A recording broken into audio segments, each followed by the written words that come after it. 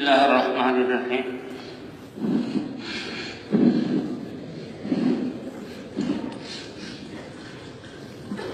کل نفس ذائقۃ الموت، موت برحق ہے، ہمارے سر سے سایہ اٹھ گیا۔ آج صبح صادق کا طلوع حاجی صاحب کی وفات کے ساتھ ہوا۔ اطمینان رکھیں، اطمینان رکھیں، یہ اللہ کی تقدیر ہے۔ سب دعا پڑھ لیں، سب دعا پڑھ لیں۔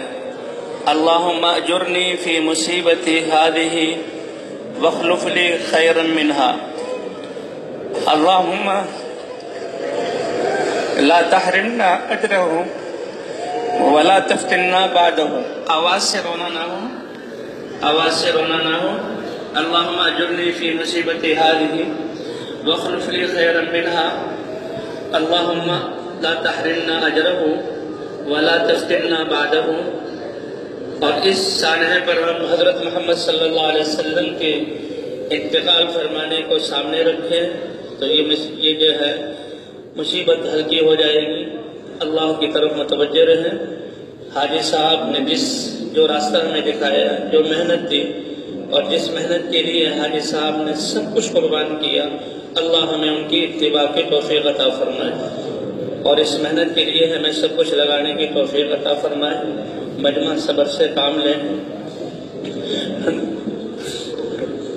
نماز پڑھے اور دعاؤں میں لگے، اور اللہ کے راستے میں نکلنے کی، اور اس محنت کو جو حاجی صاحب کی آخری باتیں تھیں کہ یہ محنت ہم اس کو اپنی زندگی کا مقصد بنا کر رہے ہیں، سارے انسانوں پر شفقت یہ ہمارے دل میں ہو، اور ساری انسانیت ہمارے سامنے ہو کہ کیسے یہ انسانیت اللہ کی چاہت پر آ جائے اور جہنم سے بچ کر جنت میں جانے والی بن جائے۔